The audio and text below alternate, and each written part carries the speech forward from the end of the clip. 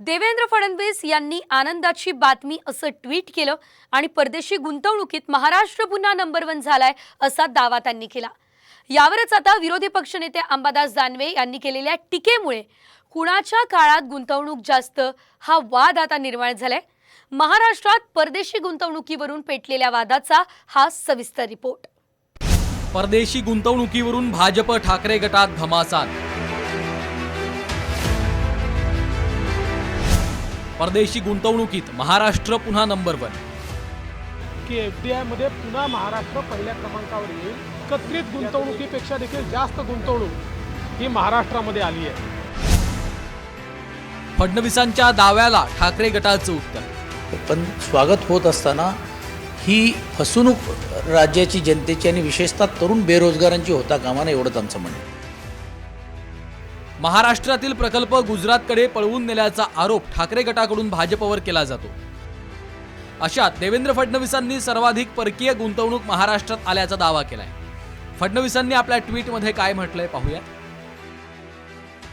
आनंदाची बातमी। 2022-23 या आर्थिक वर्षात 1,18,422 कोटींची प्रत्यक्ष विदेशी गुंतवणूक आकर्षित करून पहिल्या क्रमांकावर असलेला महाराष्ट्र 2023-24 या आर्थिक वर्षातील पहिल्या तिमाहीत सुद्धा पहिल्याच क्रमांकावर आहे। मुख्यमंत्री एकनाथजी शिंदे यांच्या नेतृत्वात राज्यातील भक्कम सरकारची यशस्वी घौडदौड सुरू आहे आणि गुंतवणूकदारांची महाराष्ट्राला पसंती आहे। संपूर्ण महाराष्ट्राचं मनापासून अभिनंदन। देवेंद्र फडणवीसांनी केलेल्या ट्विटनुसार गेल्या 3.5 वर्षात महाराष्ट्रात 4,43,961 कोटींच्या परदेशी गुंतवणूक आली आहे। या गुंतवणुकीसह महाराष्ट्र अव्वल स्थानी आहे, तर कर्नाटक राज्य 3,47,103 कोटींच्या परदेशी गुंतवणुकीसह दुसऱ्या स्थानावर आहे।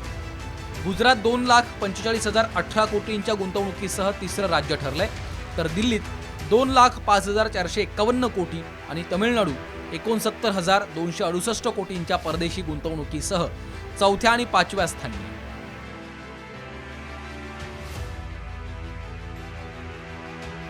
फडणवीसांच्या दाव्याला ठाकरे गटाचे नेते अंबादास दानवेंनी खोडून काढले। दुसऱ्याच्या श्रेयावर आपलं नाव लिहिणं ही भाजपची जुनी सवय असल्याचा टोला दानवेंनी लगावला। देवेंद्रजी, आपण ज्या कालखंडाची आकडेवारी इथं दिली आहे त्या कालखंडात 15 महिने उद्धव साहेब ठाकरे यांच्या नेतृत्वातलं महाविकास आघाडीचं सरकार महाराष्ट्रात होतं, हे पण लक्षात असू द्या। कोविड महामारीनं उद्भवलेल्या अडचणींवर मात करून मवियाच्या काळात 2021-22 साली $15,439 मिलियन गुंतवणूक राज्यात आली। कोविड नसताना तुमची गाडी घसरली आणि $14,106 मिलियन वर आली, असेच हे आकडे बोलतात। महाराष्ट्रात आलेल्या गत 3 वर्षातील परकीय गुंतवणुकीतील सर्वात मोठा आकडा महाविकास आघाडीच्या काळातला आहे। अंबादास दानवेंच्या या दाव्यानंतर फडणवीस, प्रवीण दरेकर आणि अतुल भातखळकरांनी काय म्हटलंय पाहूया। 21-22 हे जे प्युअरली त्यांचं वर्ष आहे, त्या वर्षामध्ये कर्नाटकाची गुंतवणूक ही 1,63,000 कोटी आहे आणि महाराष्ट्राची 1,14,000 कोटी आहे। म्हणजे जवळपास 50,000 कोटी रुपयांनी आपली गुंतवणूक कर्नाटकपेक्षा कमी होती आणि पहिल्या क्रमांकावर कर्नाटक होतं।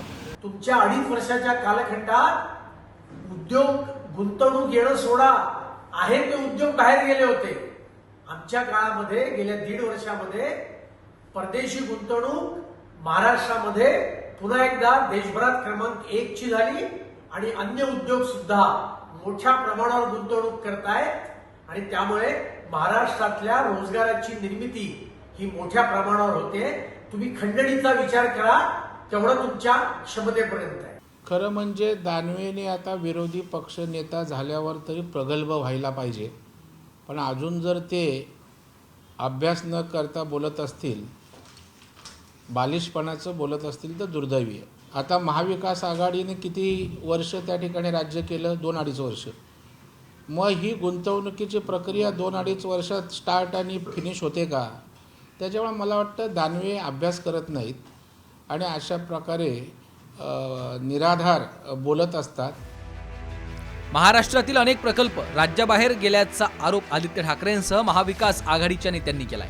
परराज्यात गेलेल्या प्रकल्पांमध्ये 1,54,000 कोटींची सर्वाधिक परदेशी गुंतवणूक असलेला वेदांता फॉक्सकॉन प्रकल्प होता। हा प्रकल्प गुजरातला गेल्यामुळे तब्बल 1 लाख रोजगार महाराष्ट्राला गमवावे लागले। याशिवाय 22,000 कोटींचा टाटा एअरबस प्रकल्प, 3,000 कोटींचा बल्क ड्रग्ज प्रकल्प, 424 कोटींचा वैद्यकीय उपकरण निर्मिती प्रकल्प आणि 1,115 कोटींचा सॅफ्रॉन प्रकल्प महाराष्ट्रातून परराज्यात गेला. परकीय गुंतवणुकीवरून सत्ताधारी विरोधकांकडून दावे प्रतिदावे केले जात आहेत. मात्र राज्यातील तरुण तरुणींना प्रत्यक्षात किती रोजगार मिळाला हा कळीचा मुद्दा आहे.